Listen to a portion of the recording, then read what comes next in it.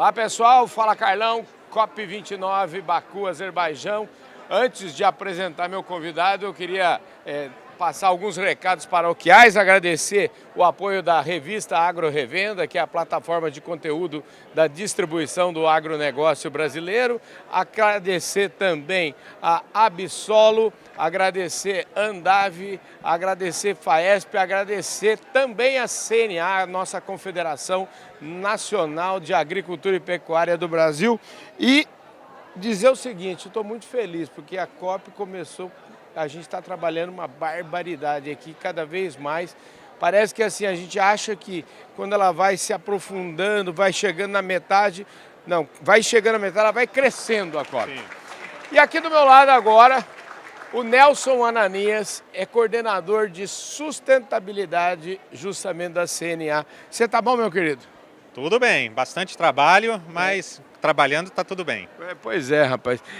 Ô Nelson, eu tive lá com vocês agora, dia 9 de outubro, vocês fizeram um lançamento importante lá em Brasília, um documento e um evento que se chamava de Baku a Belém, né? Eu acho que isso mostra um pouquinho qual é o foco da CNA nesses tempos, né? Sim, né? Aqui a gente começa a formar a agenda que vai fazer as discussões da COP no Brasil ano que vem. Uma COP bastante emblemática, uma COP em que os países renovam as suas metas, né, as suas NDCs, as contribuições nacionalmente determinadas, que são os compromissos que cada país tem para alcançar a redução das emissões. E nessa COP aqui de Baku, que é uma COP que a gente está chamando a COP dos meios de implementação, como a gente vai alcançar essas medidas de redução de emissão de gases de efeito estufa, de questões de adaptação, a gente precisa saber qual a ambição que a gente vai ter ano que vem no Brasil. E é aqui que a gente vai saber o tamanho dessa ambição. Por quê? É aqui que nós vamos definir a questão do financiamento, quanto se vai aplicar em recursos, em cooperação, em ações cooperativas multilaterais entre países ou entre vários países, que vai dizer o que e como a gente consegue ser ambicioso a partir de 2031. Então nós estamos aqui para trazer esse potencial, né? Além, a COP ela não traz apenas obrigações para o setor produtivo, para nós do agro, mas também traz bastante oportunidades. E é aqui que se discutem quais são essas oportunidades, como isso vai ser financiado, como vai funcionar o mercado de carbono, qual o enfoque da agropecuária dentro da ação de alcançar a redução de emissão de gases de efeito estufa e até mesmo a fixação desses gases de efeito estufa.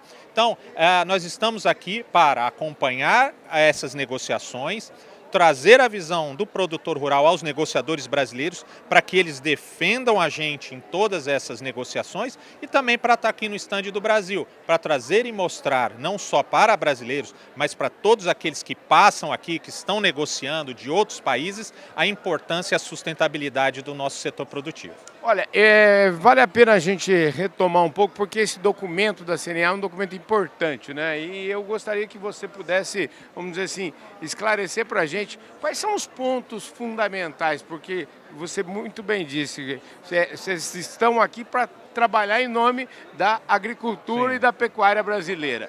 O que a nossa agricultura e a nossa pecuária precisa, requer, o que está no documento da CNA?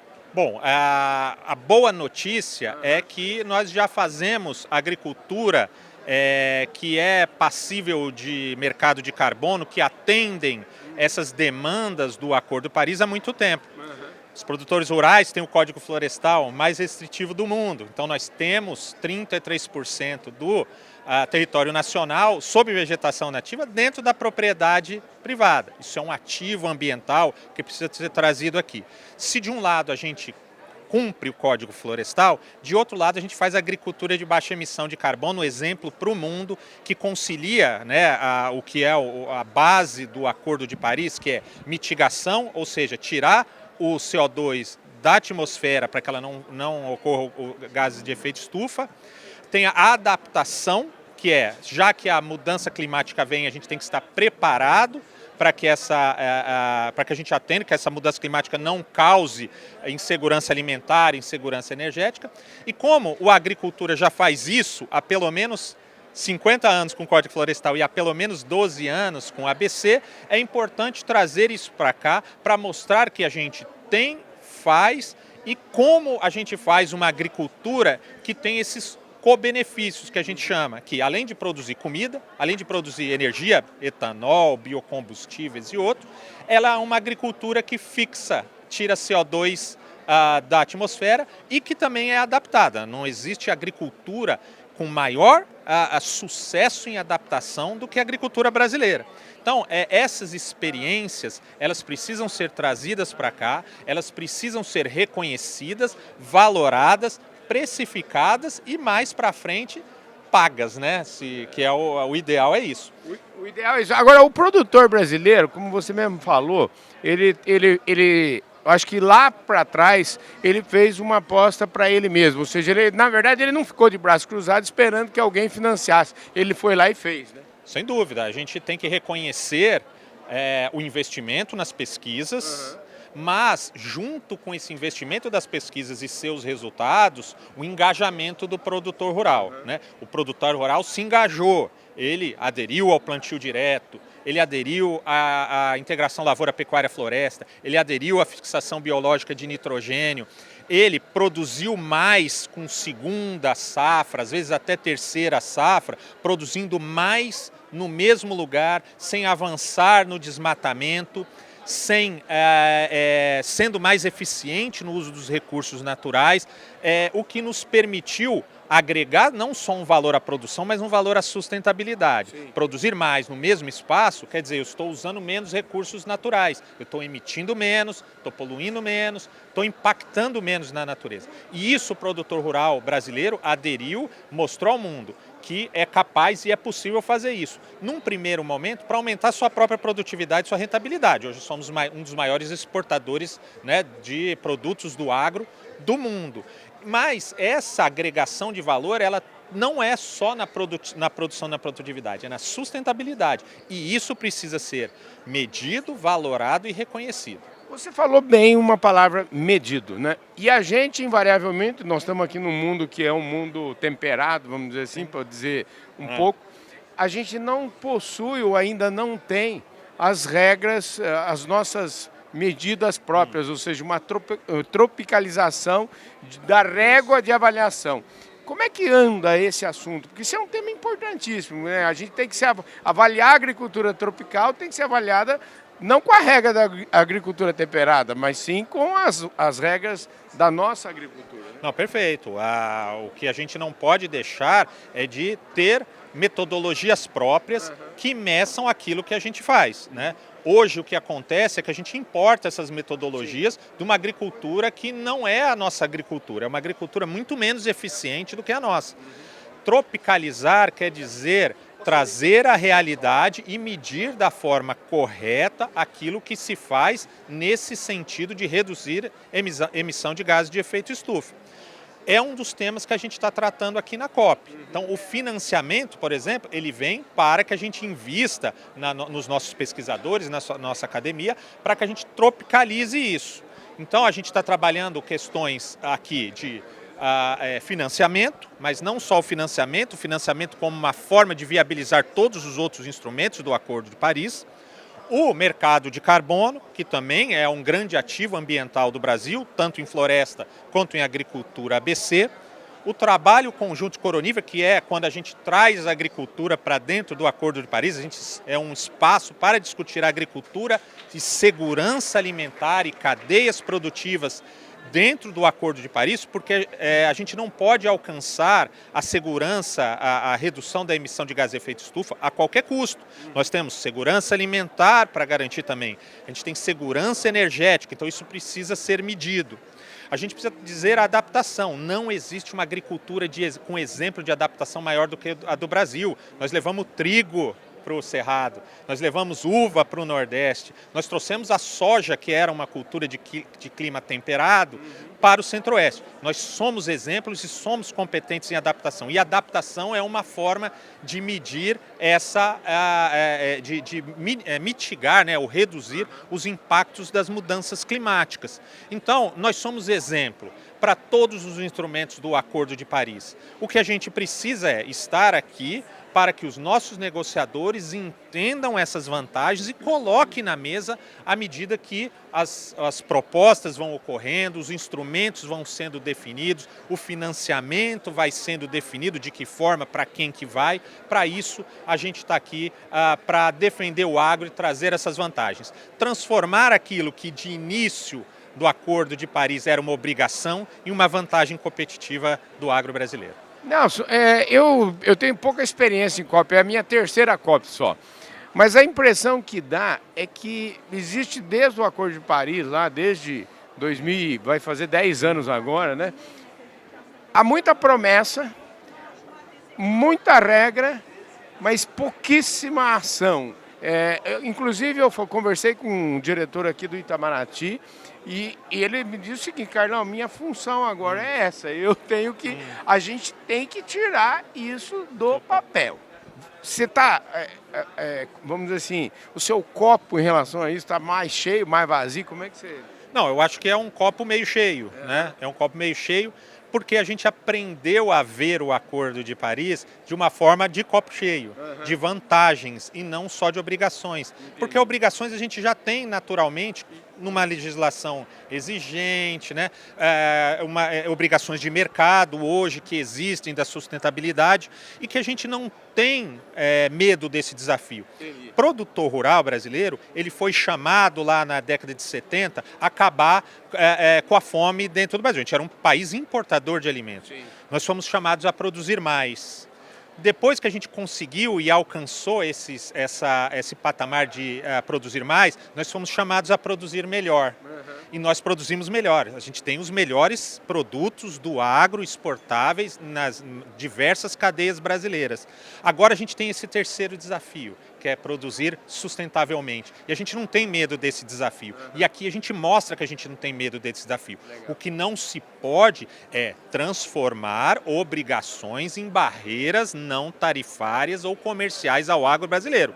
Porque nós somos sustentáveis com certeza. O que a gente não pode deixar é que essas obrigações inviabilizem o nosso setor produtivo ou que manchem a imagem da sustentabilidade do agro brasileiro. Maravilha, gente do céu, é uma aula. Ô, Nelson, você entende do assunto demais da conta. Muito bom começar o dia aqui em Baku falando com você, viu? Obrigado pela sua gentileza de falar conosco aqui. E olhando para a COP, para o ano que vem, né? Que você espera? Se eu fosse ter essa conversa com você lá na COP no dia 21 de novembro, que é o dia que termina a COP do Brasil o ano que vem, o que você gostaria de estar falando para mim?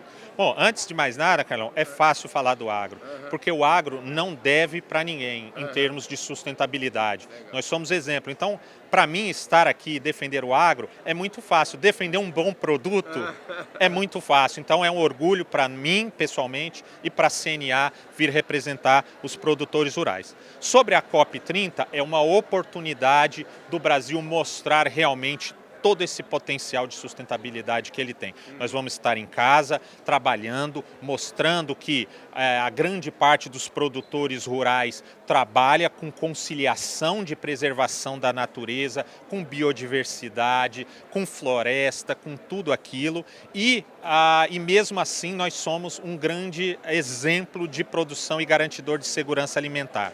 Na COP30 nós estaremos prontos para assumir mais um compromisso a partir de 2031, para 2035.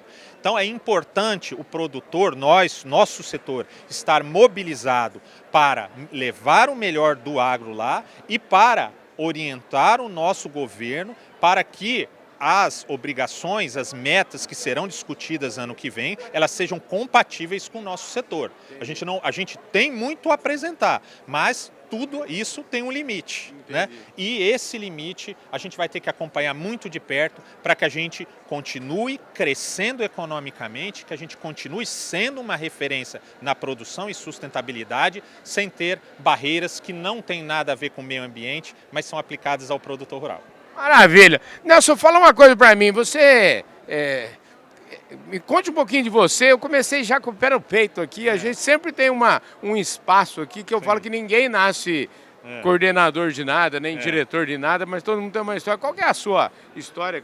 Me conte um pouquinho da sua carreira aí. Bom, sou engenheiro agrônomo, né, formado pela Universidade de Brasília, sou especialista em georreferenciamento, né, trabalhei muito tempo formado na UNB, trabalhei dentro da Universidade de Brasília, na Fazenda Água Limpa, sou pecuarista, produtor rural, tenho uma propriedade em Goiás, produzo gado de corte lá.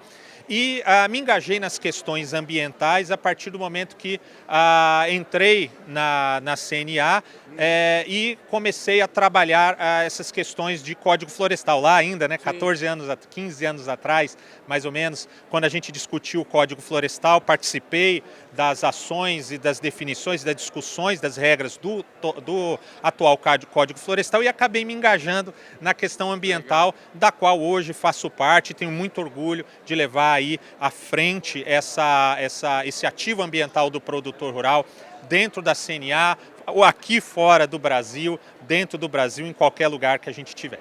Maravilha, é isso aí, querido. Ó, super obrigado, viu? Obrigado, show de bola. Entrevista mais prateleira de cima, simplesmente impossível. Eu queria novamente agradecer aqui, mostrar para vocês a revista Agro Revenda, que está nos acompanhando aqui. Agradecer o apoio que tivemos da CNA, agradecer o apoio de Absolo, da Andave, da Faesp. Muitíssimo obrigado. Você vê só, a gente tem muita conversa. Eu tô achando, viu, Nelson, que ainda vou voltar a falar com você. Você vai participar de muitos painéis aqui. Como é que é? Nós vamos ficar até o final das negociações. Nós não vamos abandonar nem aqui o estande do Brasil, do qual a gente vai debater grandes assuntos, economia circular, as novas metas do Brasil e temas importantes do agro aqui, mas lá no ambiente da negociação também estaremos juntos para trabalhar mercado de carbono, adaptação, financiamento, Sharm el Sheikh. Nós vamos estar até o último dia, não vamos arredar o pé. Pois é, nós temos muita coisa para falar. Obrigado, viu, querido? É isso aí, gente. Fala, Carlão, começamos o dia, mais um dia aqui, nós estamos no 5º dia da nossa cobertura aqui na COP de Baku, ou seja, hoje, quando a gente terminar o dia de hoje, a gente está só na metade. Vamos que vamos.